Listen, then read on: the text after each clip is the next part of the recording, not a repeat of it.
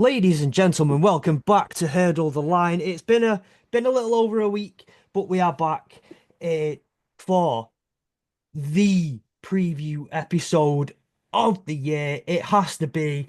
It's Super Bowl weekend, and with the Super Bowl, the unification of the AFC and the NFC, we thought the best thing we were going to do, we're going to unify Hurdle the Line. There is there is no preview team and review team. There is just our Super Bowl preview. Just like there is no AFC and NFC, there is just the Super Bowl. Joining me right now, we have Sam. How are you, sir? Yeah, all good, all good, all good. And as you may know from the host with the most, the best host we have on the network, obviously. Over from the review team, we have Chapman. How are you, sir? Well, I mean, if I'm gonna get compliments like that every time I come on the other shows, I'm gonna start showing up more often. But thank you. We know that's not true, but thank you. Yeah, it's nice to be on. No worries. Well, as I've said, it's Super Bowl weekend. It's Thursday night for us, so like it's one more work shift, one more well, whatever it is you're doing until Super Bowl. Everything Super Bowl all weekend. My daughter Wait, is going. before we get going, Fletch, what are you two doing for the Super Bowl? What are your Super Bowl plans? I Well, remember you told us on the review show yeah. Well, after. I'm normally for years me and my mates would go out. Then for years since me and Mrs. Fletch have had a quiet night in, made some food, watched it. This year I'm going to a Super Bowl party in Blackpool over with friends of the network, Ballers, um, at Coyotes. Is it called Coyote Uglies in Blackpool? Oh, Um, quiet. so those of you who know, and this has been a joke between me and Sam. Sam's joined in on the humor as well. I'm not the biggest country fan. I have never been the Really? biggest country fan, but over the last few months, country music has just kind of dominated everyone I've been around. So through osmosis, I'm just kind of taking it all in. So very good, but very country themed this weekend. Sam, what are you doing? I will be probably sat at home watching it on my own, trying to stay awake. Yeah. You know what's so funny is so for years when I lived in Los Angeles and obviously here, I always to go watch Falcons games, I would always go out somewhere, obviously Yeah. to be in bars and whatever.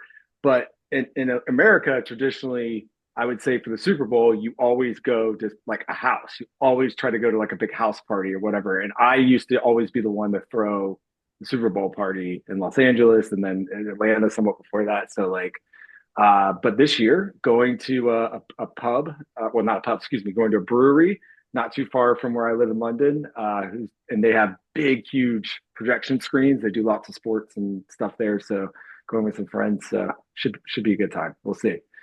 But anyway, sorry, just was curious. I always like hearing people's plans. Anyway, sorry, Fletch. No worries. And I have a final question loaded up for you all about this kind of thing later in the episode. So don't you worry. This topic will come back. For now, what we'll do is just to quickly get through because look, we just want to talk Super Bowl. That's the exciting bit. We want to preview the game. Tom will hopefully be joining us anytime now. We kind of can't have a Super Bowl preview without Tom on. We need the Chiefs representation on. We'll get through a couple of bits of news. Now, with it being Super Bowl week, there's a lot of media stuff that goes around. Roger Goodell's doing interviews left, right, and center, and all the NFL execs are doing interviews left, right, and center. And one of those things that has been announced in those interviews and those presentations has been that there will be an NFL game in Melbourne. Melbourne will open the 2026 season the same way. I thought it was opening it. I'm just shaking my head Oh, like it's crazy. okay. I thought I was wrong then.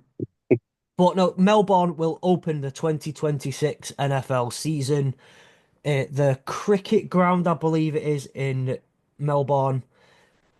That's a fun one. Similar to the way Brazil opened. Well, Brazil didn't open it this year. They had an opening weekend game though. Uh, First off, well, I'm gonna go straight to you here, Chapman. Then, there's what me and Sam figured it out. That's 11 hours behind us in the UK. So that's 16 hours behind Eastern, and that's 19 hours behind Pacific. Logistics. What are we looking at here? I don't know. It's kind of interesting too. I have no idea what the. I mean, I knew a couple of Australian friends who did like the NFL, and I know there is a following there, but it's interesting. Um, I think the NFL is also wanting to try to start getting into Asia. I know that's been they've been in doing football like football camps and different things in different parts of Asia. So I don't know if that's Yeah, part of the strategy. In terms of watching a game, I mean, the opening game feels like a game during the beginning of the first week makes sense, but like the yeah, opening game. But I guess you've got to if you know you have the travel and you've got to let them have the time off afterwards and stuff, whatever. But yeah, I don't know. I don't have a lot of feelings on it. My biggest thing is I just hate how we're getting away from, and I'm not trying to sound like a traditionalist here, but like, okay, Sunday games, Sunday night games, Monday night games, and obviously now Thursday night games. We've had those for however, over a decade now. But I don't want like Friday games. I'm not. I like the specialness of what we have. But anyway, that's a whole different thing. Sam, what do you think? I mean it's cool. Like I mean it's whatever. The Brazil game I thought was a complete disaster this year, mainly because of the field and it just felt like it wasn't a real football game. But sorry, Sam, what did you think? Um, I I don't like it because the Rams are going to be there. So that probably means that the likelihood of the Rams coming to London is probably very slim. I know that obviously we do have our program out in as part of our international program. Ours is in Australia, um, so I think that's the part of the reason, obviously, why we're there as the home team. Um, I get why they're doing it in terms of wanting to broaden the horizons of the NFL. I do, for a certain degree, feel for and like American based NFL fans because it's it's starting to become increasingly more and more that they only have what 7 or 8 or 9 games at home, and yeah, slowly they're losing those throughout the year. And I do think I feel for them because obviously for us it's not like if they had took a Premier League team away for us, it'd be 1 out of 20, like 19 games, which is a lot. It's still seen as like a big thing, but to only have like 8 or 9 and you're losing one of them, it that feels like a big issue. yeah, So I don't know. I mean, it's good for Australian fans, I suppose, but yeah. And I think for me, it's one of them. Like, it makes sense that the Eagles are gonna go over because they have um Jordan Mailata, mhm, who's been such a massive advocate for the NFL. Obviously, he's Australian, so we would advocate there. But he's been such a massive advocate for the NFL in Australia. It makes sense to have someone like that go over as well. mhm. That means that the NFL have clearly told him if he wanted to retire tomorrow, nope, you've got 2 more years of playing at least because we're playing in Australia in a couple of years. Um, but it's an interesting one. It really, I really is. The one other interesting thing too is if you remember in that Brazil game, Jordan Love got hurt in that game. Remember, and then Yes. they have to fly back hurt. And imagine like if it was I think the injury wasn't like I can't remember what the injury was, but could you imagine like tearing your ACL or something like that, and then you probably have to wait a day or two before I can't I don't know what like or an injury where you can't get on a plane immediately and you're just sort of in another country for a couple days. Yeah. Like I mean, look, I'm a proponent of it. I wonder if with some of these farther out places, maybe they do, it might make, would it make more sense to do some sort of preseason thing and then come back? I know teams would hate that because preseason still is, and all the things that they're still installing offenses and defenses and stuff like that. But I don't know. Anyway, I, it's It's not a going to bit like us. change. It's like us having the preseason over in America, I isn't it? We have that like Yeah, tour that we do. I was gonna right. say I have been banging the drum for this for a long time. You pick 3 or 4 countries potentially that off season you do like almost like a pre-season tournament. You can kind of do low level soft games, obviously they're basically exhibition games, 2 or 3 games. Like you hold a pre-season camp over in that country, like you say there, Chapman. Four teams go over. You're playing three preseason games. Each team plays each other. I feel like that's doable. Um, but Yeah. Anyway, uh, yeah. So with in other news, there have been some trade things happening this week. A lot of lots of teams are signing players to reserves and futures. There's nothing too crazy going on there. However, there has been a couple of pieces of news that have. So we'll start because we've got Sam on. We'll start with Cooper Cup being informed by the LA Rams that they were seeking him a trade. They were trying to do what was right by him, so they've consulted him on it. They're going to try and find him what trying to do right by him and his family. Where do they want to go? What do they want to play? But like, what's going on with this, Sam? Did nobody saw it coming? Yeah, I think it's. I think if you watch Cooper Cup over the last few months, in terms of this season, his his I suppose his output has slowly declined, and I think the Rams are just at this point where do we keep hold of him now or do we get rid? And I think they've made the decision to get rid and move forward. Obviously, Puka Nakua is now the number one guy. Demarcus Robinson stepped up and I think had a thousand. I want to say just over 1,000 yard season. Could be wrong with that, but I saw it was like 1,026 or something like that, or 1,006 or something like that, I think I saw. Yeah, So he's obviously coming back next year. So I think a it's just a natural progression that he's no longer the number one wide receiver, and they just need to. They were probably looking at we need to look to the future, and this is the best time to get to potentially get him a move somewhere where he can still be productive and yeah, still be a key part. I mean, I feel for I feel for him in a way because he wants to retire in LA. He wants to be there, and he wants to be there for the only be his only team. But he doesn't like it, and he's publicly said he doesn't like it, but he accepts the decision that's been made. well, he also signed a huge deal, which, he still has a ton of money left on that deal. And I think that's more the presser because despite, he's obviously dealt with injuries since that amazing season, the Triple Crown season he had and the MVP, Super Bowl MVP, but like, uh, they're paying him. He's due 29.7 next this coming season, and then another 27.3 million in 2020. I mean,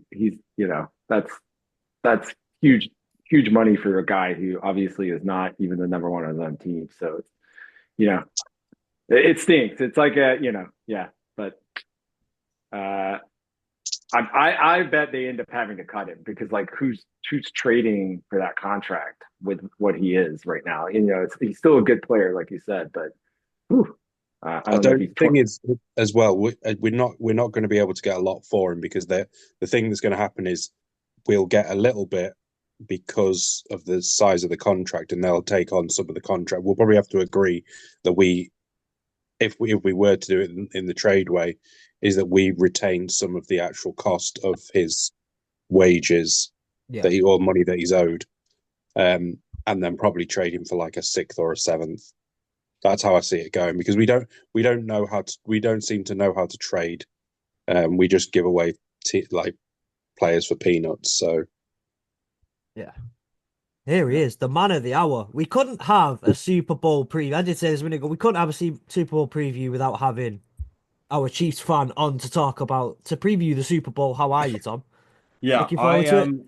apologies for my tardiness, lads. I was actually out on a date, so I came back ooh. because I committed too hard of the line. So don't worry, boys.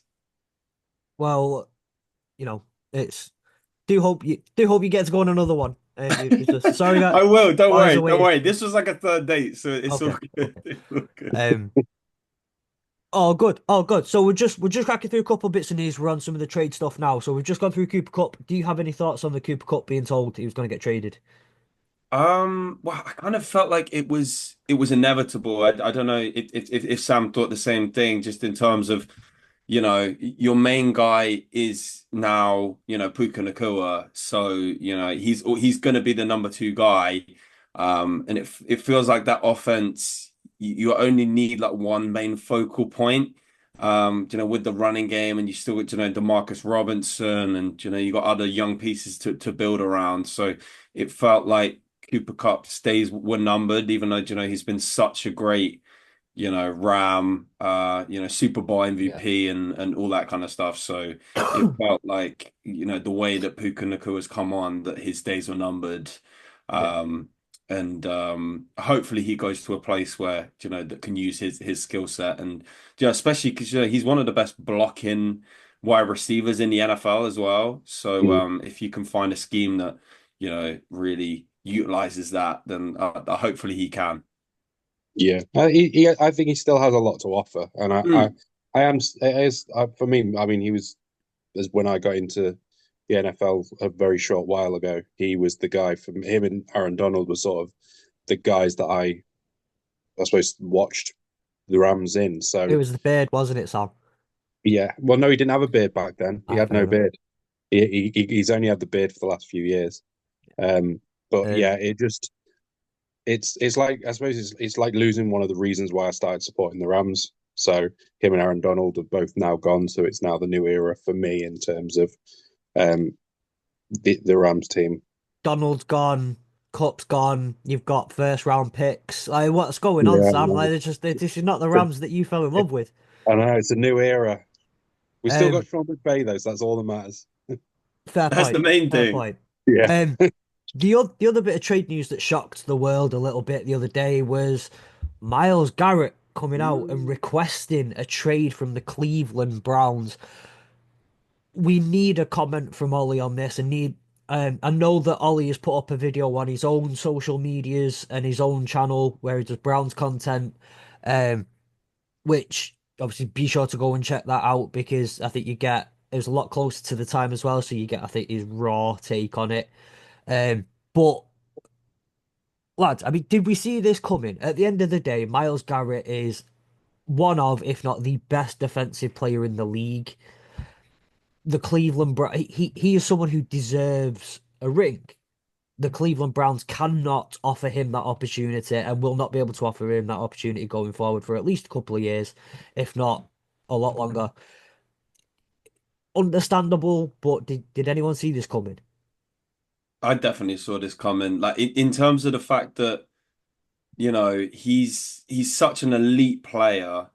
Um, and the rest of the team around him is just, kind of crumbled. Ever since they won that game against the Steelers, that was their high point. But they've wasted that offensive line. The prime of that offensive line. They've wasted the prime of Nick Chubb. They did the Deshaun Watson trade, and That ever since then it's just crazy. no, that's their biggest sin was Yeah, that. yeah, And no, that no, yeah, no, no. I mean look at they had just been a little more patient with Baker, which I know personality wise that had run its train. They had a decent team, like, or have one, but yeah, you're right. The offense has just held them back. So, but no, he's like you said, I think in 20, in this modern age of sports, like, players even 10, 15 years ago would stay on a crappy team for 10 years because it was the right thing. They got paid, whatever. Maybe they have a couple good seasons. Tony Gonzalez, great example. Like, I was thinking of Joe Thomas, former Blake Brown, but you know, Garrett is almost a Hall of Famer, I think, right now. Like almost. I think he has five Yeah, all pros, right? yeah, Defensive player of the year. Yeah. Like Yeah. and he's probably watched, Aaron Donald. He's probably watched Bosa play in the Super Bowl. He's watched, his contemporaries. I'm trying to think of other people. And yeah, he wants to play on that team. I don't the problem is like I was listening to a bunch of podcasts, like at his age, while he's still almost in his prime and he's still got a lot of good football left, especially at his position and his age, you're gonna have to give up probably two first, and then also the money. So is it yes, he's worth that in a Mm. vacuum, but for the Yes. team that does that, you have to do the calculus of okay, what could we get for those two first round picks, and then also that money with that you're not going to get the lottery of getting a player like him is obviously 1 to 1,000 or 10,000 or whatever. But is it worth the however many players you could get with all that in the long term future? There's a lot of calculus to it, right? Because I know the Falcons are doing that right now. Like, I would hope they are. And there's probably a lot of other teams doing that right now. So I don't know. It's tough. It just feels like, if he was even just a few years younger, I think it's like I mean, it's still a no brainer, but it's, you know what I Yeah, mean? I mean, There's still a lot, a little bit of thought to it. his window of being that at that top level at his best at his prime is going to start to close. So for him, I think in terms of the timing, this is the best time to put in the trade to still make probably to maximize the outcome in terms of picks for the Browns, but also potentially push towards one, if not maybe two Super Bowl, maybe even three opportunities at getting a Super Bowl. So, but Right. the problem is that if he's wanting to go to a team that is a Super Bowl candidate, it's going to take a lot in terms of these teams. Probably a lot of these teams won't have a lot of money available because they're already paying up top stars. They're not going to have high picks, so you're looking at bottom end first round picks.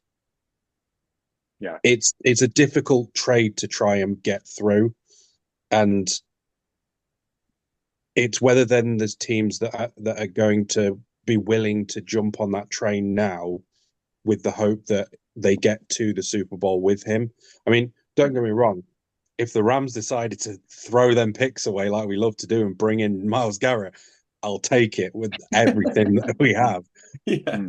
But at the same time, it's like how much, like looking, if I suppose, from looking at it from a Rams perspective, we know that we're one, maybe 2 years away from needing another quarterback. So that if we give up first round picks now, we've got to hope that we don't need a quarterback or we can get one on free agent or Matt Stafford stays for another 2 years. So that's the problem for us. But it's there's a lot of other teams obviously that are out there that have the ability to go and get a player like that. It's whether they have the balls to do it essentially. So, Well, What do you he's think got about Fletch? What do you think about him going to Detroit, maybe? I mean, obviously you'd have to package up a lot of stuff, but do you think what do you think about that? well, my initial thought, well, I was gonna say, listen, that you don't need safeties, you don't need linebackers, you don't need cornerbacks. That D line will murder a man on its own. Ali McNeil, DJ Reader, Miles Garrett, Aiden Hutchinson with Zadarius Smith rolling through. Just murder a man. Just murder a man.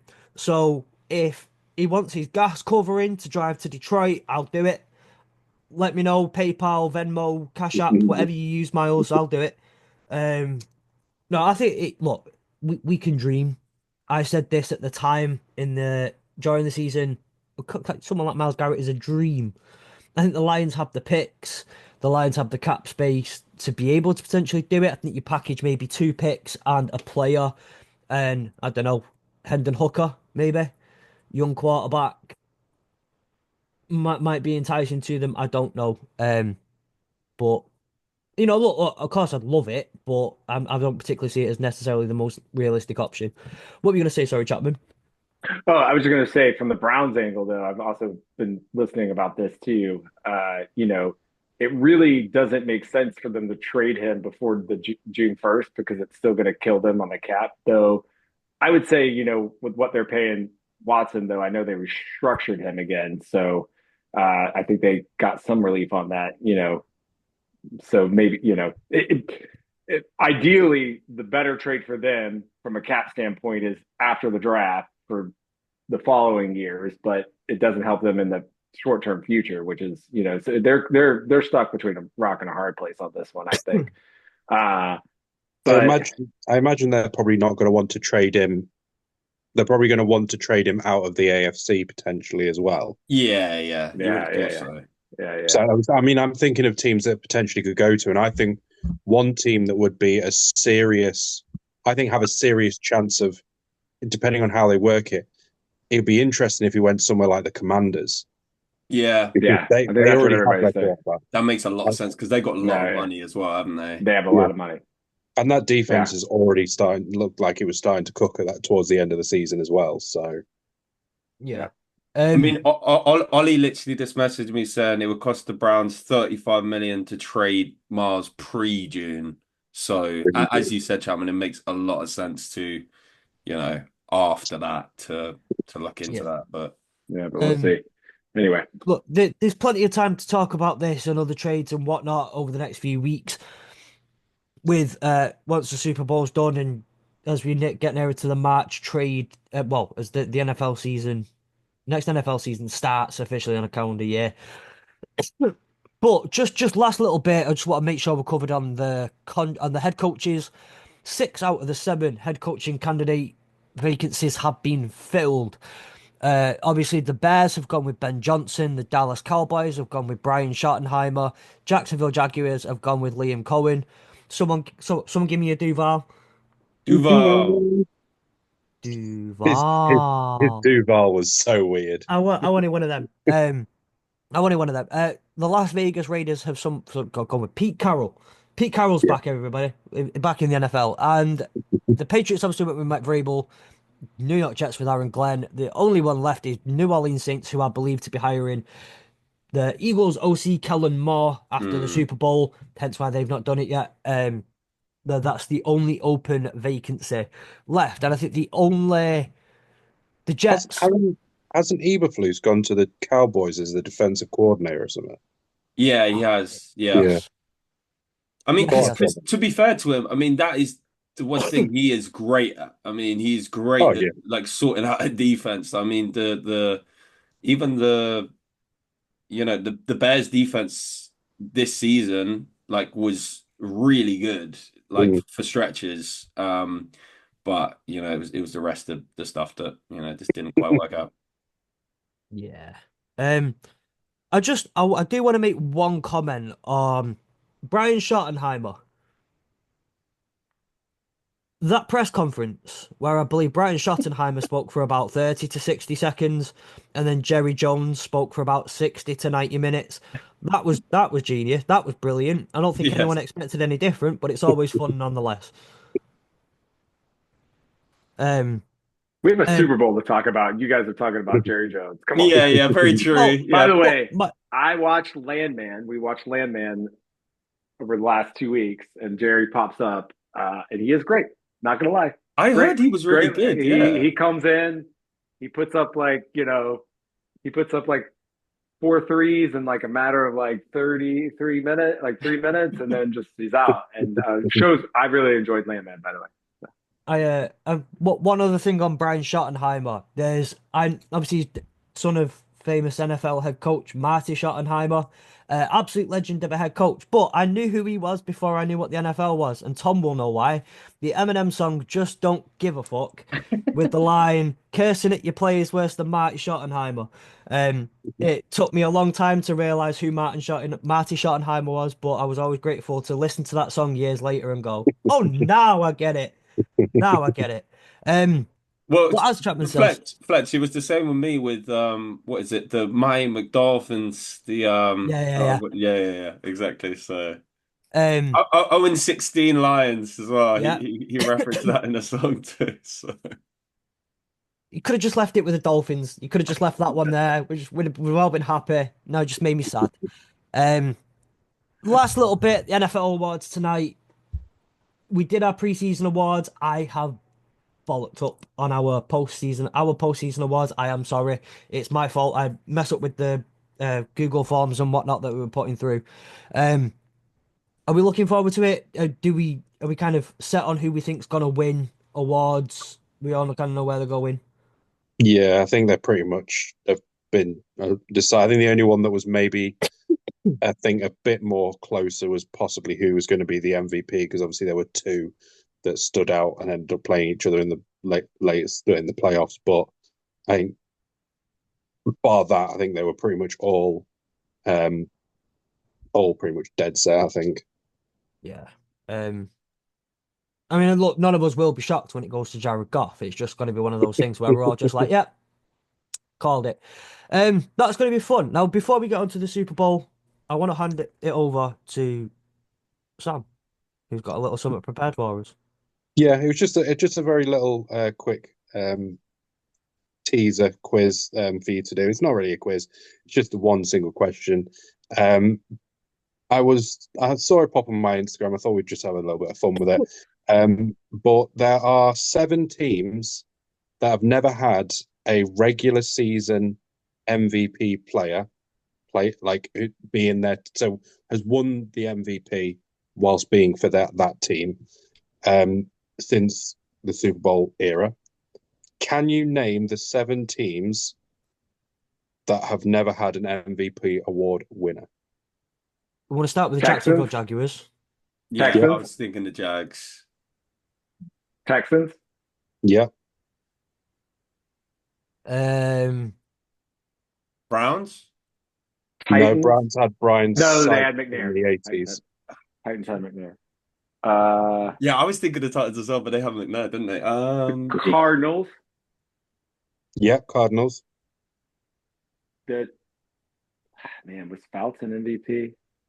Probably. I think he was. Yeah. Who? Dan Fouts. Fouts.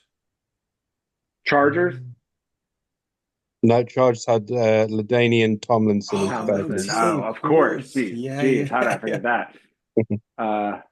Obviously, the Panthers had Cam Newton, three. didn't they? Did you say there's 7, right? Yeah, you've got 3 so far. The 3. So when I did this with my other the friends, Saints. The Saints have never had one. yeah, because obviously the whole Drew Brees deserved it, but they never got it, sort of thing. Tampa Bay never had one. Yeah, Did the Seahawks ever have? yeah, they had Sean Alexander in Oh, of course they 2005. did. Yes. One AFC, one NFC. It's gonna be the Vikings, I bet. did they have Yeah, Adrian you're probably Peterson? right. Adrian Peterson, Adrian 25. Peterson. Oh, of course they geez. did. Damn. I was thinking of like 70s. So yeah, Adrian. I was going to say, okay, I know all. Bears? Bears had Walter I Payton was in to say, Walter I Payton. know Of course they did, all of yeah. the NFC North have had one because Mm. the Lions had Barry Sanders in '97. Did Russell Wilson ever win an MVP? He did not, right? Have Commanders Seahawks. had one? Seahawks Seahawks. had Sean Alexander in 2006. Oh, geez. There's all these 2005, running sorry. backs I keep forgetting. 2005. What about the Commanders? Have they had one? Yeah, Joe Theismann in Oh, '83. Yeah. We're going back now. You're in the right division though. I knew it. I knew it. Is it the The Giants. No, Giants the had Giants. Lawrence The Eagles Taylor have in one. 86. Lawrence Taylor. Eagles.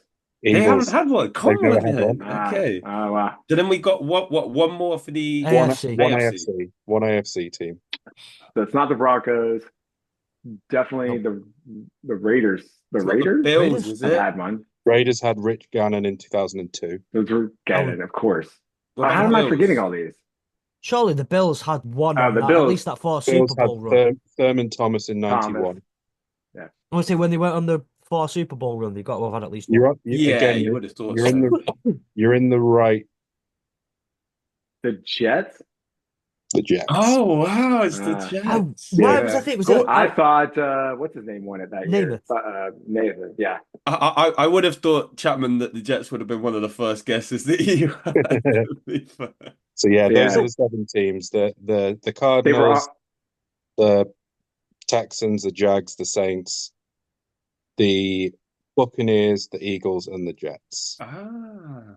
The one that I was surprised at, and this just shows how much I've not watched the NFL for very long, was I've never heard or seen about the Steelers having one, and then obviously Terry Bradshaw in '78, and that's why I was never thought of them. But yeah, there's your 7. I thought it was you got the first 3 straight away, which is the same as the other group that I in chat that I did it with. Oh, But really? you all came up with the exact same ones. The Browns, the Titans you mentioned, like all of the teams that you mentioned were the ones that they mentioned as well. So.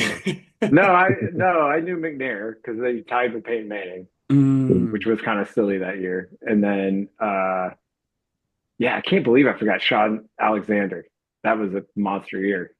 Was that 2001 that they tied? 2005, he won it. Yeah. 2005. He was on the cover of Madden the next year. He broke the touchdown record that year, and then Mm. it was like, and then what's his name broke it? What, like 3 years later, 2 years Yeah. later? Yeah. Yeah. So anyway, cool. Um, That was a good one. That That was a was good one. good. I yeah. like that. I like that. So, let's just get straight into it. Super Bowl weekend. It's here. Been a long season, but it's we're here. And I think the best we've got to throw it to you, Tom, to start us off talking about the Super Bowl. Initial opening thoughts, please. Sorry, my mic cut out there. But my initial opening thoughts, I think it's going to be a really good Super Bowl. I mean, I think the main thing for the Chiefs is to stop the run. They've been really great at stopping the run all year, but it's a different level player that they're trying to stop the run against. I mean, Yeah, Saquon Barkley's had an all-time season.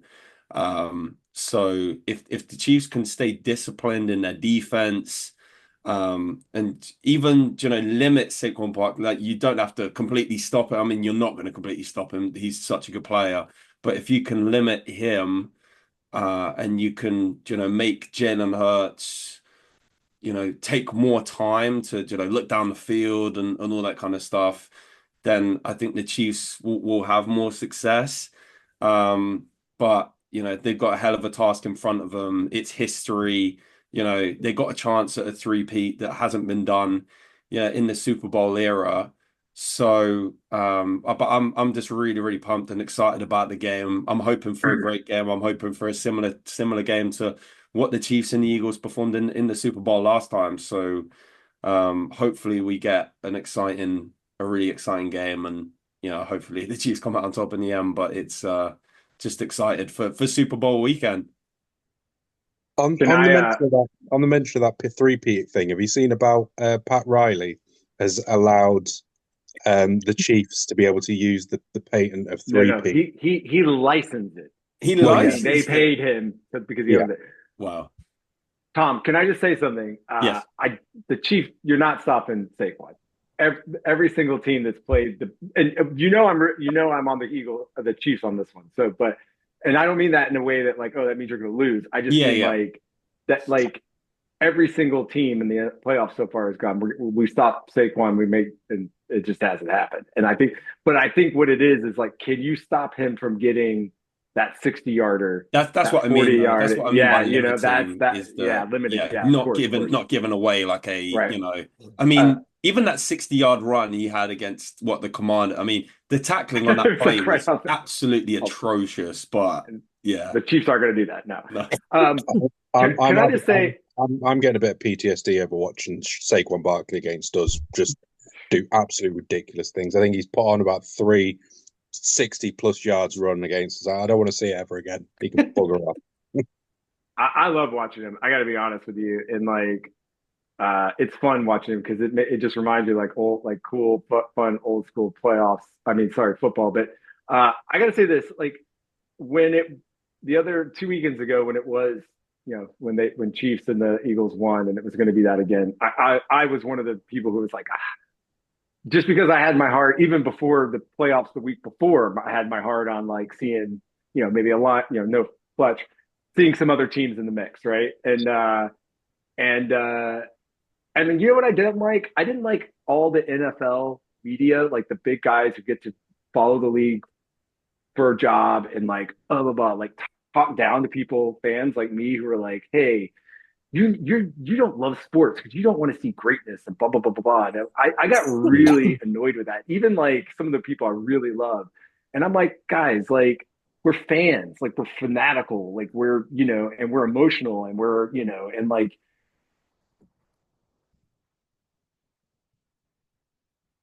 in that way, like I get it, like you guys get the game way more than we do. You do it for a living, but anyway, I got kind of annoyed that. I But think I'm saying that, hold on, I'm going to land the plane here. I'm saying that to say, after a week, I started getting excited about the game yeah. because I think it's going to be. I actually agree with you, Tom. I think it's going to be a really good game. I don't think it's going to be a high scoring game, and I think the touchdowns are going to be really hard to get. I think each team will get them, but I think it's going to be exciting, and I'm actually really excited to see because the big thing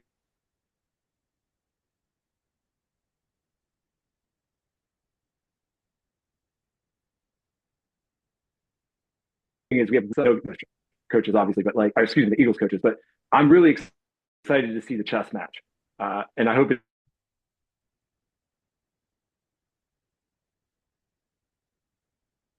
it's a really good one. He's frozen. Yeah. We're back now. I was All I trying to was keep. I sort of agree with that because I think the one thing that I was seeing a lot of was it's like you don't like football if you're not appreciating greatness, and I really hated Mm. that line. But because for me, the big thing Yeah, for me um is I suppose the thing that attracts me so much to the NFL, obviously not only supporting my own team, but is it's just that shake up every single year. It's not like the Premier League where you're seeing two, three, four teams at the top every single year dominating the league. It's like almost like you have different teams have their time. And I know we've obviously in the past we've obviously the Patriots who are very dominant. We've had the Chiefs now are very dominant, and it's great to see these teams are able to sustain greatness. But it's also nice to see other teams like build franchises and build their way through it, and that's Yeah. what I think is so attractive and so brilliant about the NFL. Um, so for me, I think it's yeah, it's great to be able to see other teams in it, but at the same time, best players in the Super Bowl playing each other. Definitely. Yeah. the other thing is interesting too is I also think there's some fatigue on that because the eye test, or not the eye test, but watching the Chiefs and watching the Eagles play, it's not always the funnest. Excuse me, the funnest thing to watch because they do everything really smartly and they're not playing. They don't play the same way like all the fun stuff that like say watching the Ravens or even the Lions or whatever like these offenses, but they play to win and it's not always like a anyway and I think that's probably one of those things. Sorry. Yeah. All good now on my front. Yeah, All you're not good. Yeah. freezing anymore, Fletch. Cool. Um, BT Wi-Fi, I think, just kind of went, it just did not agree with what Chapman said, and was just like, we need to get you out of this. Let's just, we can't be having this negativity over it. No, I completely agree. I completely agree. It's got to be.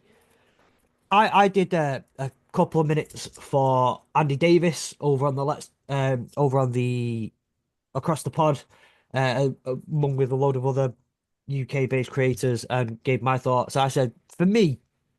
And I'm probably going to get scoffed at a little bit from don't know the order on your screens, but you're right under me there, Tom. So I'm going to look like probably going to get a scoff here, but I think overall this Eagles team is incredibly impressive from both sides of the ball. Okay, maybe I on paper, if you were to ask me who had the better roster,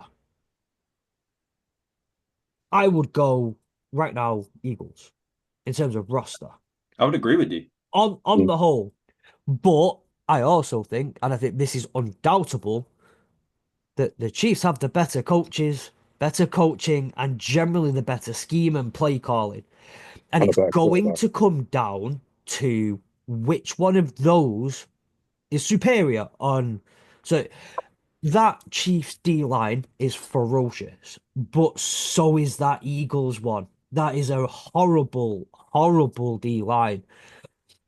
It's going to come down, and this is where I think I say this quite a bit when I talk about games, but when there's a fourth down conversion that needs to be made, it comes down to usually coaching and which is the right play call in that moment, or when it's a field goal that you can, or when you're in field goal range and you're not quite, you can turn that into a touchdown. And those plays that just seem like they're going to be one thing, and you can turn them into that one better thing. It's got to come down to some of those.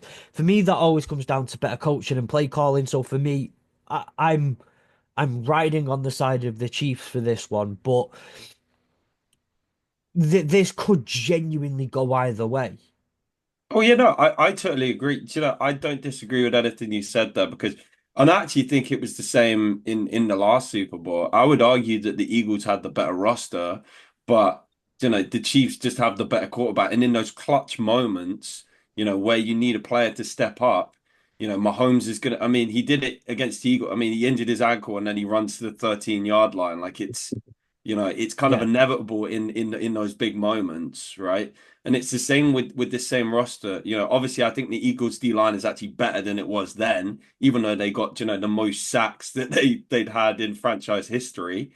Um, but you know, it's you look at Jalen Carter now, he's an absolute beast, right? And then on the Chiefs side, you know, you got Chris Jones, you got George Karlaftis, and those are the two main guys on that D line that, you know, are the ones that are going to have to, you know, wreck things. But one thing I do harken back to, you know, obviously the Eagles love to do the tush push, right? yeah. And even though, you know, the Bills are no, their offensive line is not as good as the Eagles, right? Obviously, of course not.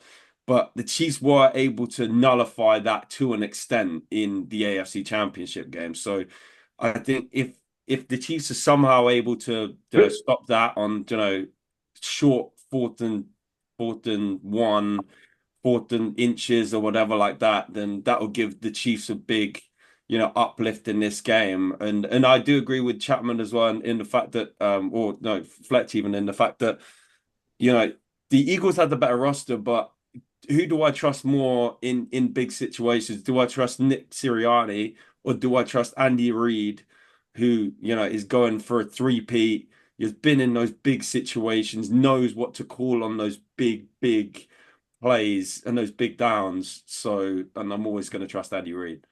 Yeah, and I think that's the thing you said earlier. Oh, there's Mahomes on the other side, but there's also Andy Reid because Andy Reid makes a lot of decisions, does a lot of things that end up getting you to a place where Patrick Mahomes has the ball at the end of the game and can win that game and blah blah blah. So like, don't also like, and I think Mahomes always is one to say that back to about his coach, like and all the other coaches.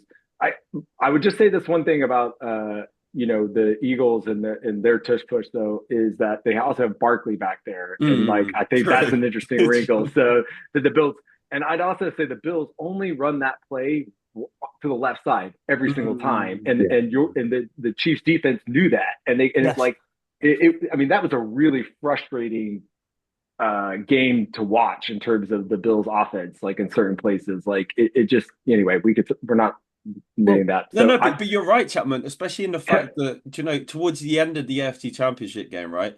Where was James Cook, right? In those last few drives, right? Whereas I was yelling that, The and I'm not Eagles even are a Bills not gonna fan. just not hand the ball off to Saquon Barkley. Like, they're not gonna All do, right. they've got this far by, you know, I mean, they're number one in, you know, rushing attempts and number 31 in pass attempts in the NFL this season. I mean, they have a formula for how they win. They're yeah. not just going to suddenly be like, oh, we're not going to hand the ball off to Saquon Barkley. Like, so Mm. But the it's going to thing be with a Like, really interesting. the haha, thing with the it Chiefs is will never see this coming. Haha, we got you. Ah, well, the thing is as well, they also like to sometimes scheme Dallas Goddard into that tush push, don't they, and have him Mm. Mm, being the guy with the ball. So it's they have ways of scheming it to work for them. Um, I mean, just because of the way that the Rams have been set up this year with their sort of, I suppose, real big D line. I've been sort of very much sort of focusing on D line off O line comparisons, and obviously I think the Chiefs O line this year I think has been significantly better than probably it has been in a long time in terms of some of the key players within that. So I do think that the trenches battles for both sides are going to be really fun to watch. Um, and I know they always say, "Oh, whoever wins the trenches wins the game," and all of this, but it's going to be such an interesting part for me watching that because obviously being able to see how ours has developed over the last year has sort of made me focus on that a lot more. So it'd yeah. be interesting to see how that works from my point. But yeah, I think in terms of the team, I pretty much agree with what everyone said. It's a case of you know the Eagles have the better roster, but Andy Reid, Mahomes, Spagnolo are just world class. They're just different It, class. it, big, when in doubt, Big Red. Hmm. We need one of those bracelets. WWBRD. What would Big Red do? It's I need you to create me that bracelet, please, Fletch. if My daughter has a bracelet making kit downstairs. We'll get on it this weekend. We can get my daughter into Super Bowl festivities. We'll get into it somehow. To be fair, like I say, last year she was really excited to find out how Taylor Swift's boyfriend did. So we'll see how it goes this year. Um, but it's gonna be it. Yeah, you always put it down to Big Red, and it'll always come down to Andy Reid in those situations. But I know you said we're not here to talk about Bills, Chiefs, and the AFC Championship game per se, but I also was going to say the same thing, and I argued this for the week after the game. The whole the Bills on offense was so frustrating because they kept playing into where the Chiefs were strong on defense, and some of the Chiefs' strongest parts, the Bills were like, right, that's where we're going to attack. Whether it was a case of, well, they'll never think we'll actually attack the strongest bit, so that's where we may see some success. But also, when you talk about that run up the left on a QB sneak, every single time, and you even go to the week before when they're doing the media availabilities and the players are going and talking on local radio stations, they outright said this publicly. When Josh Allen QB sneaks, he goes inside the left guard every single time. We know this. We've seen this. We're going, that's what we're going to do. So the Bills did it. The Chiefs knew what was coming. They stopped it pretty much every single time. So I think it's the whole the Chiefs will prepare very very much. And if you have ways of doing things, the Chiefs will know you have those ways of doing things. And it's so there are things to take from that game in the Chiefs, like I said, they will have a game plan for all of your tendencies. They will know what those tendencies are. They will know the cadences. They will know the pre-snap motions. They will know all of those, and they will have a plan pre in place to stop that. Well, the difference I think in this game, like just to kind of put a bow on it, is that you know Jalen Hurts, he had the best game of his career last time he played the Chiefs in the Super Bowl. He does not need to have a Superman performance for the Eagles to win this game, right? No. Saquon Barkley it is that difference maker, right? He is the Hmm. best player on the Eagles, right? Whereas the Chiefs, you feel like Patrick Mahomes has to have Hmm. a great game for the Chiefs to win this game. It's a great point. Um, Yeah. Very aware that Chapman will have to go in a minute, and there's only so much we can do on this game, and we would like to continue somewhat of this more conversation, but we know Chapman has to go. I have a question planned for the end of the episode, and I Okay. want Chapman to be part of Yes. answering it, so I'm going to ask it now if that's okay. All good. And I will let you go first, Chapman, just in case of actual timings. We've had a couple of various different questions about what we like to do in certain times of the season, but the Super Bowl means one of many things. But for me, Super Bowl means snacks. The Oh, Super Bowl snacks are the key element. Forget the football, it's the snacks that are the key element. What are your go-to Super Bowl snacks? And Chapman, we've mentioned house parties. And we talked about all those sorts of things, watching at home on your own house party. Is there a different go-to snack depending on the occasion? Or a Super Bowl snacks? No, they're the Super Bowl snacks. so the reason why I was telling everybody the reason why I had house parties or would go to house parties because everybody comes and makes something and brings like their best dish, right? And my favorite dish in the States is the 7 layer buffalo cheese dip. It's 7 layers, but it's like they make it so there's like buffalo chicken in it. And you take tortilla chips and it's like 7 layers of cheese and beans and like marinated chicken and all this stuff. Like there's a bunch of different ways to make it. When I lived in LA, all the California people could make it like, but anyway, amazing.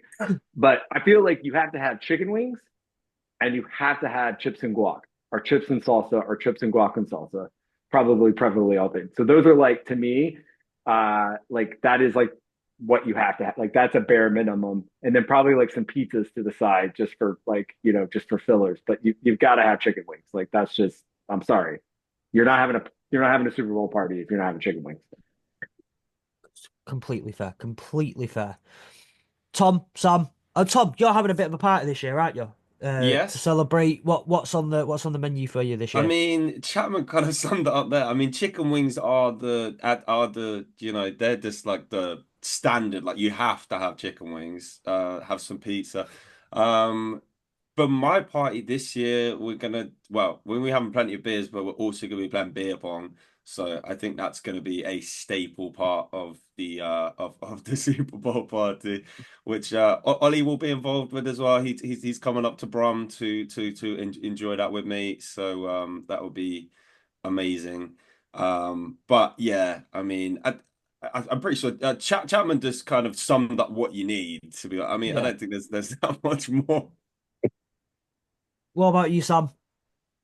Well, given that I normally watch on my own, and I will probably be watching it this year on my own, it's a little more difficult for me to be doing wings at 1 o'clock in the morning. So what I tend to do is I tend to have my lunch, my dinner will be like some wings probably, and then on the evening it's usually like the chips and dip at that point. So I do try and stick with it, and but I might like maybe I don't know have like hot dogs or something as well as like another thing for depending on how I feel. It's honestly just dependent on what I'm feeling, but it's not quite the same when you're doing it on your own as to when you're with other people. It's hard to have like You, 4 wings.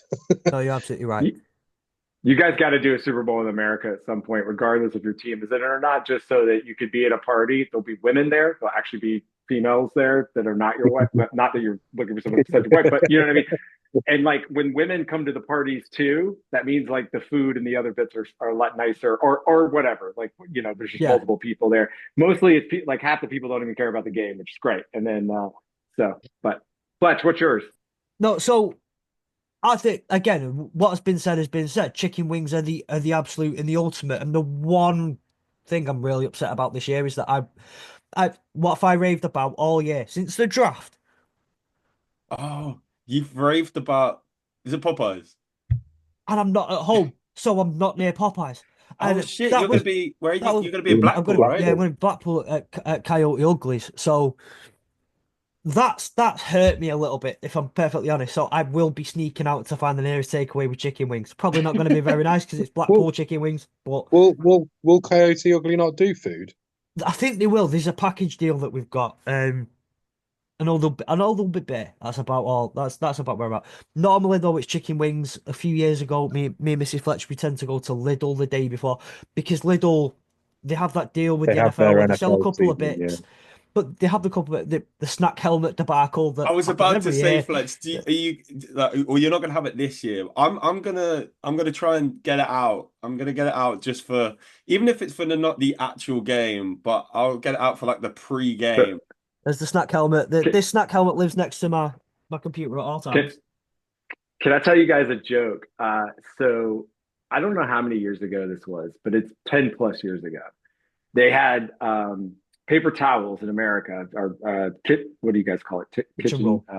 Kitchen roll, yeah. And it was Falcons themed. And my brother, as a joke, bought it for me and gave it to me like at Christmas. I don't remember what. And I had it. And I'm like, I will open this when the Falcons go to the Super Bowl. And I have it and I've had it. And we obviously went to the Super Bowl in 2016 and I forgot about it because it was just in my, I literally moved over from LA and I've had it. I had this, I was like, I'll use it at my Super Bowl party. Totally forgot about it. And then like, we still have it up in our Eve storage here. So next time, in 15 years, whatever. But anyway, so Just I was just like, So I'm just saying, I was having a look at this for Fletch in terms of this fullback feast that they have at Coyote Ugly for the Super Bowl. mm, You've basically got chicken wings, tenders, bites, corn ribs, slaw, loaded nachos, jalapeno poppers, curly fries, and 3 epic dips. yeah. See, this is where I'm going wrong. Everything's right apart from in the middle. You've got vegetables. No, get the vegetables out of there. Hmm. We don't want no Well, healthy stuff. I don't know. Get it out. I quite like corn. I'm a big fan of corn. Listen, And when it's lathered in butter, it doesn't really count. um, but just it's gonna this. Oh, no one Chapman, cares I about. want to give you one glimmer of optimism. I had a dream yesterday that, and it's a very random dream, but that Bijan Robinson was holding the Lombardi trophy. So If I mean, that's anything to go by. I would love to see And that. he had a Chiefs jersey on. That's okay.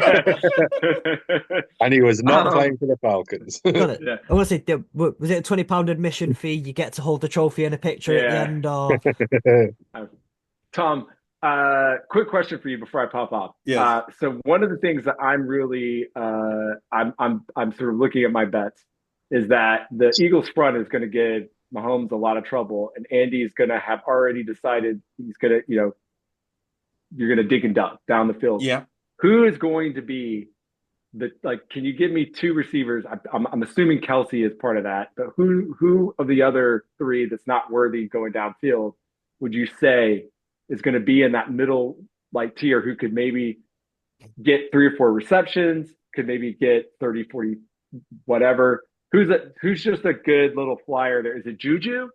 Or do you I think kind of think do it they take is, the to be wrapping fair. off Hopkins? Yeah, that's a good question.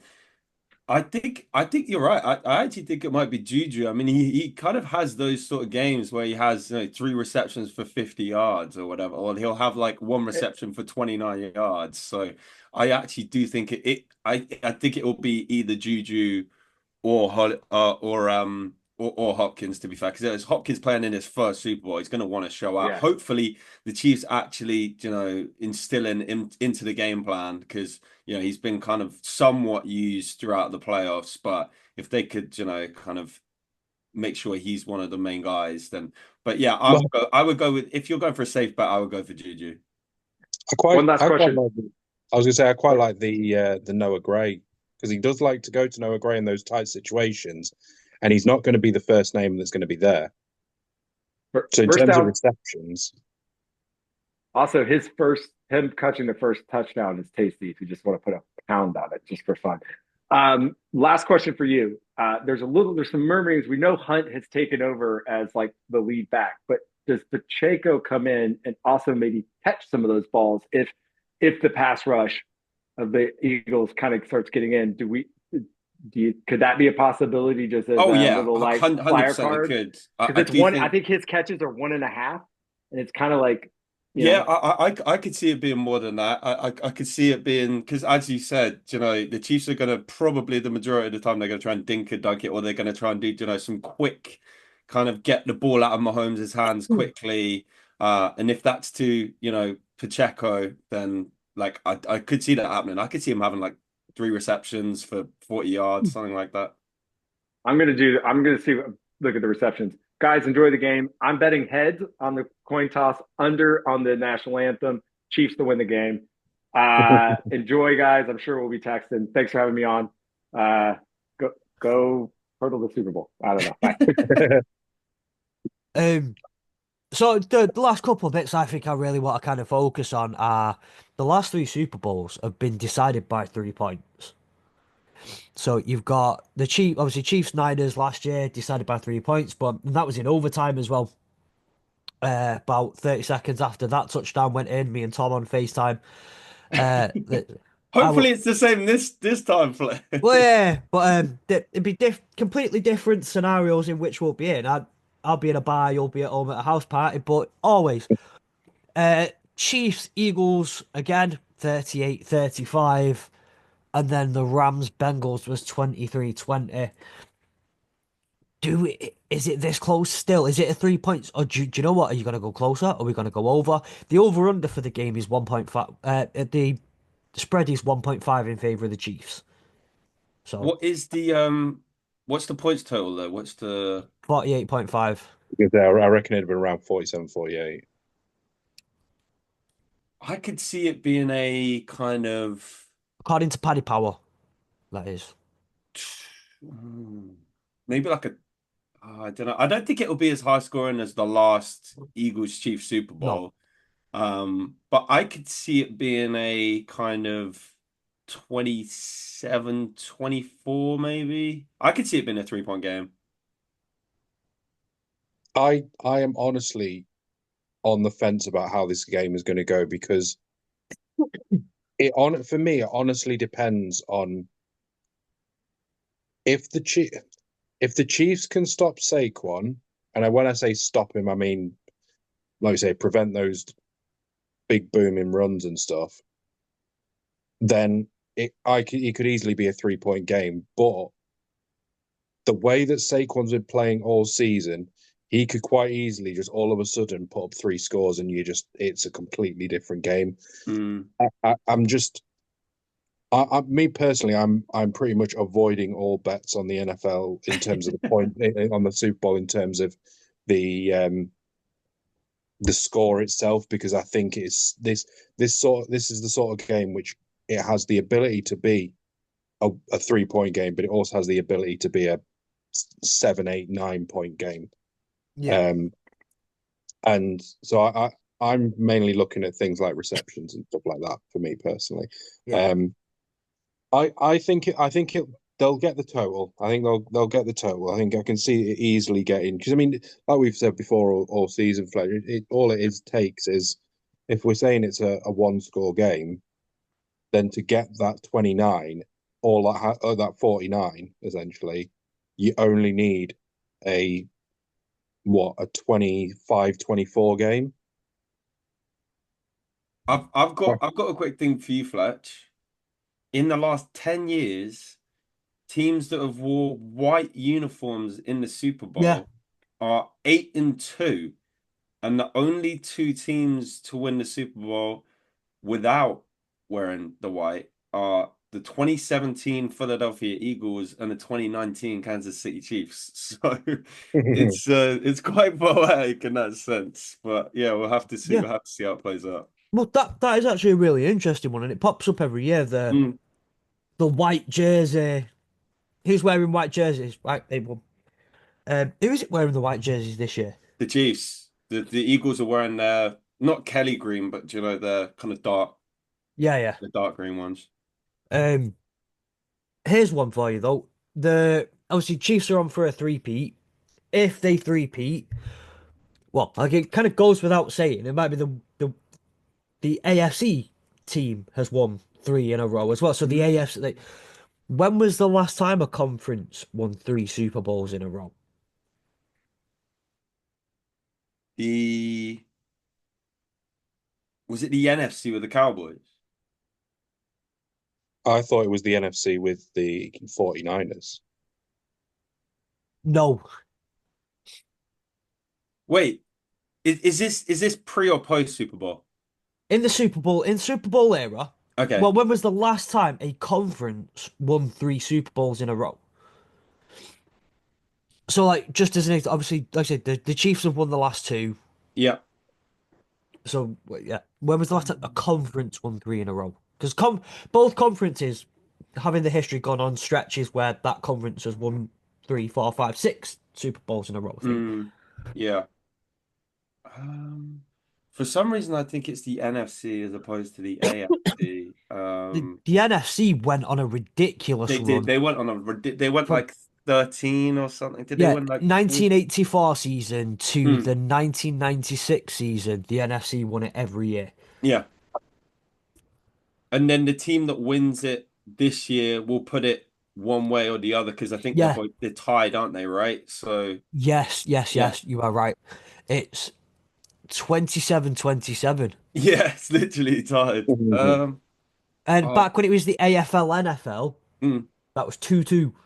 yeah, So in that's the grand crazy. scheme of everything, it is 29-29 in the Super Bowls. Yeah, that's crazy. Wait, I'm trying to think. Who would it be? So, same conference. So who would have? Is it the? Because I'm trying to think who won. I feel like it is the NFC, but I'm trying to think who though. Just put us out of my misery. Who is it, Yeah. Fletch? So it was between the 2014 season and the 2016 season. The Patriots, the Broncos, and then the Patriots won consecutively. So it was the Um, AFC. Not long before that, though, so from 2009 to 2011, it was the Saints, the Packers, the Giants. So the NFC won three in a Mm, row. mm, As you've mentioned before, there was a period where, well, obviously the NFC went on that ridiculous run, and it's tied, which means the AFC has also been on multiple Nice little runs and wins there. Mm. Obviously, the Patriots, when they were in their most dominant period, with the Patriots winning to the Steelers and then the Colts over a 4 year period, there have been a number of times where, a specific conference has generally been more dominant. But what you'd actually be, I guess, a little surprising is like over the last seven Super Bowls, it's 4-3 to the AFC. And we talk about the Mm. dominance of the AFC and how much the AFC is a dominant conference. The last two, obviously, the Chiefs, then you have the Rams and the Bucks, and then it was the Chiefs and the Patriots, and then it was the Eagles. Mm. Mm. That, That yeah, is, that is interesting to be fair. So yeah, so it's I think this is it. The Super Bowl is such a random like. Mm. Although it's the two best teams across the two different conferences, the outcome is so random. Like you could have, like I mean, you look at the year where like teams have just absolutely dominated and then got to a Super Bowl and just capitulated. Like a yeah. bit like I mean, look at the Rams before we when we got to the Super Bowl the first time against the Patriots. We were unbelievable for most of the season, and then we put up 3 points and just looked like we couldn't do anything. And that's why I like again why I like the Super Bowl because it's there is an element of unpredictability with it. My last one for you both. My last little quiz question. Oh no. Well, there's two levels to it. The Eagles Chiefs. It's been the second time they've met each other in the Super Bowl. Yes. Last year it was the Chiefs 49ers. The second time both of those teams have met in the Super Bowl, including the Chiefs Eagles now. How many rematches have we had in the Super Bowl? Have we So not had? are we not including these two? Including Chief Eagles. We'll consider it to it's happening, so it's a rematch that is Okay, unless like something ridiculous happens, but including the Chiefs Eagles, how many Super Bowl rematches have we had? Think the Bengals and 49ers did one, didn't they? Maybe did they play each other twice? They did play each other twice. Yeah, I thought so. Did the Packers play the Broncos twice?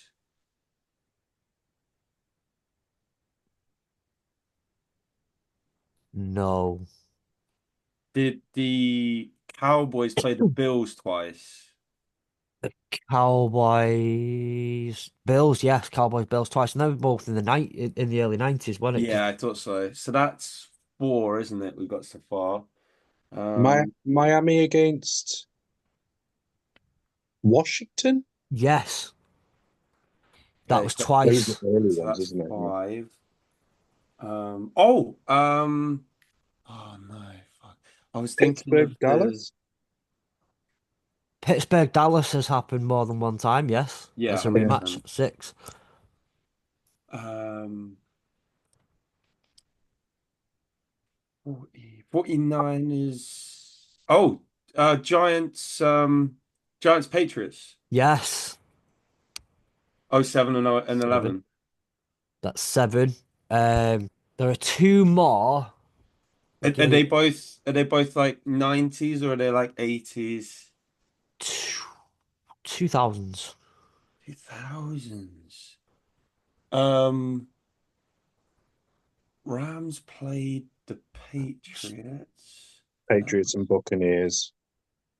Not Patriots Right. and Bucks, but you are on the right line. Oh, wait, No, sorry, as in who the Rams have played was the Patriots, and then yeah, Tom, the Tom, Bucks. which matchup did you say a second ago? Um, Rams Patriots, didn't I, right? That is one of them. There is one Yes. more Yes. is Okay, it one more. involving the Patriots. Oh, Eagles? Patriots Eagles. Eagles. Yeah, Eagles. because they played them in '04 and then they played them in 17. Yep.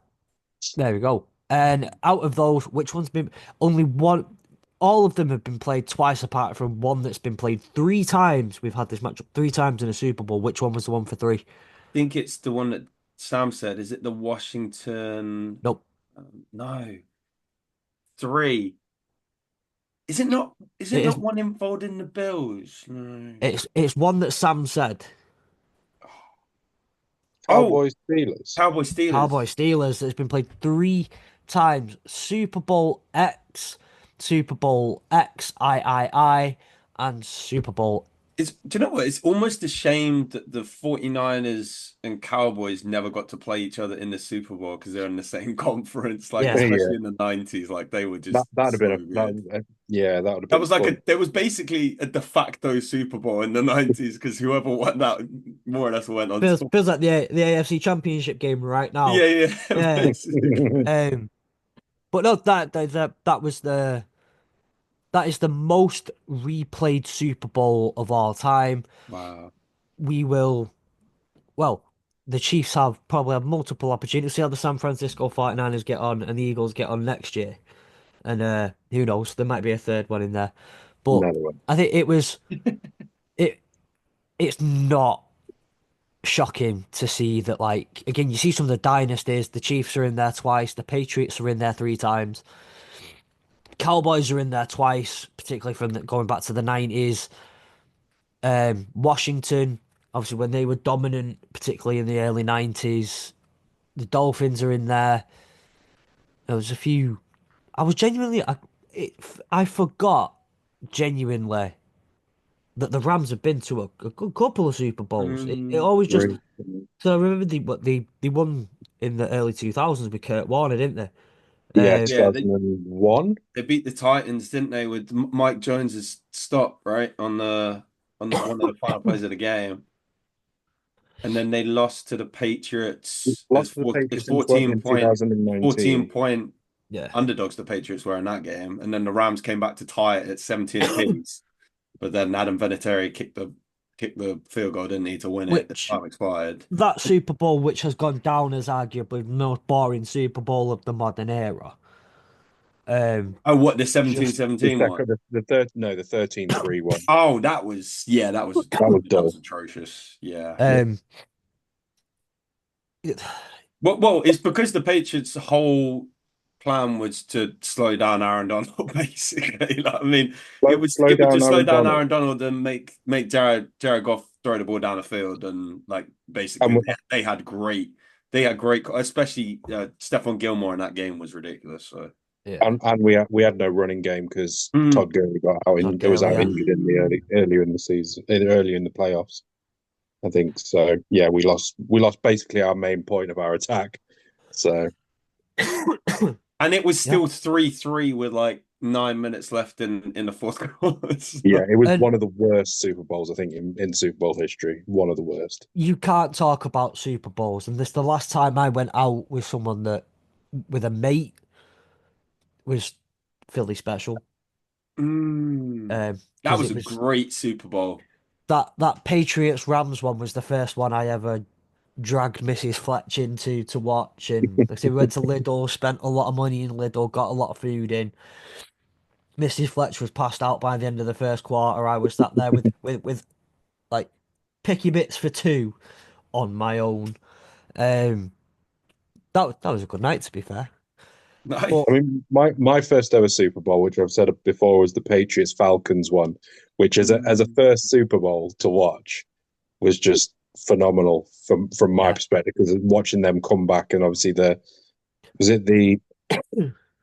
90-second drive or something ridiculous down the field yeah, from Brady yeah, to level it up before then going to overtime. I mean, it was that because it was crazy. I remember early in that game. I mean, the Falcons were running away with it. I mean, it's a good job that Chapman's not here right now. I mean, Jonathan Alford literally picks it off, runs for a pick six, and you're like, you know, yeah, it feels like it's ball game. And then for them to come back, I mean, that Edelman catch where he caught it in midair, it's like looks like it's going to drop down. He's like, I caught it. There's like three Falcons around him. Like that just epitomized the game. Like it was mad. yeah, yeah. Yeah, I mean Do you they remember were. the first? I was gonna Sorry, say they were 28-9 in that going into that third quarter. I was mad. Yeah, just that is a as a welcome to the NFL for me was just phenomenal. Yeah. yeah. Do you remember the first Super Bowl you watched, Tom? Most Yeah. people seem to start with the Super Bowl as well, don't they? Yeah, yeah, 100%. So the first Super Bowl, I wish it had been the Seahawks Patriots one. I heard about it like when it was because funny enough, when I got into the NFL, instead of starting watching it, I was listening to the radio, and they had like someone on the radio who was talking about all the games, and they were talking Yeah, about how um like because it was after the game when Russell Wilson had thrown a pick right at the end. But the first Super Bowl I actually watched was the Broncos and the Panthers, which was an absolute snooze fest for the majority of the game. I mean, Von Miller was an absolute beast in that game, and Panthers fans will never be able to forgive Cam Newton for just not falling forward on the ball to reclaim that fumble. But yeah, unfortunately, that was the first game. But then, luckily, after that, then I watched. As Sam said, I was actually at uni watching. I stayed up to watch the Falcons Patriots one. And then Then it I was the tried to Eagles convince people. Patriots was a really good one as well, Yeah, wasn't it? 41 40, 41-33. yeah, that was a crazy game. That was awesome as well. I mean, Zach Ertz scored in that game. Philly special. Yeah, Philly, Philly, Philly, Philly. yeah. What was it? Trey Burton throwing to Nick Foles in the end zone for the Philly special. That was Yeah. insane. And then even the kind of game sealing play was from Brandon Graham strip sacking Tom Brady as well. That was awesome. So um that was Um, when I actually liked the Eagles and I didn't really know about their fan base, but I was like, yeah, oh yeah, yeah. Eagles, I'm happy for them. And then I'm like, fuck the Eagles I mean, fans. at the end of the night, I was I went, like I said, that was the last Super Bowl I went out for. And me Mm, and a mate from work at the time, we both went. He's a Seahawks fan. Well, I don't know if he still watches anymore. I've not spoken to him in years, but he was a Seahawks fan. Obviously, I'm a Lions fan. And we were both stuck pissed. Like, by the time the game got round, because we left work at like 5 p.m. No, he met me at work at 8 o'clock on the Sunday. We literally just went straight out at 8 o'clock. Bear in mind, I've been in work since 8 in the morning. No, 9 in the morning. Barely eaten all day, barely done anything all day. Worked in a trampoline park all day, so I was knackered. Went straight out into town and started drinking. By the time the game rolled round, I was fucked. Like I was absolutely done in already. But there was a video of me and him, me in a Lions jersey, him in a Seahawks hoodie, singing "Fly Eagles Fly," just because didn't want the Patriots to win. My first one, just to wrap this up. Um, I've kind of said this story before. The first Super Bowl I ever watched was the Ravens Niners, and I remember it because, as most people do, like you leave home to go to uni. My parents left me so my mum could go to uni.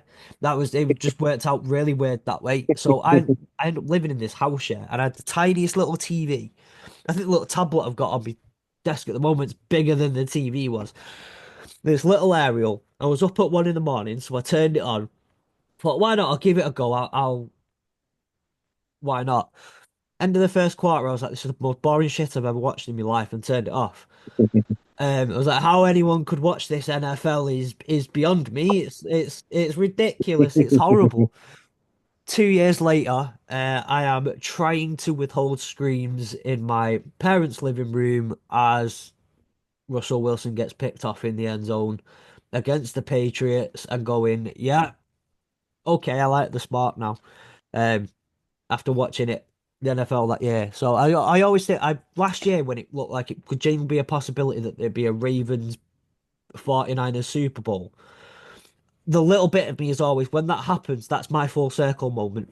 First mm. NFL game I ever watched, Ravens Niners in the Super Bowl, and I turned it off because it was the most boring shit I've ever watched. And then I get to watch it again in years to come in the Super Bowl. Full circle moment, I think. Um, I can't see mine coming back round again anytime soon. My first Super Bowl.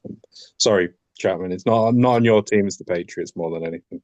and then yeah, unfortunately. Um, but with that in mind, I think that's where we need to leave it. I think that's where we need to go, lads. Enjoy the weekend. Sam, I hope you stay awake through it all. Tom, We'll see. just enjoy it, mate. Enjoy it for all of us. This was supposed to be our weekend, but it's yours. It's fine. I will be if the Chiefs do win, I will be calling you at like 4 in the morning, Fletch. That's So fine. That's And if they absolutely fine. and if they don't, then you probably won't hear from him for a week. Listen, the Coyote Uglies, they're the ones who have the dancers on the bar and that, aren't they? I'm in Blackpool. It probably won't be as entertaining as it sounds. Yeah, Um, they won't be as attractive as they normally are either. I'll welcome that phone call with open arms. Um, but yeah, enjoy the weekend. Enjoy the Super Bowl. Hope you've all got Monday off. And yeah, of course.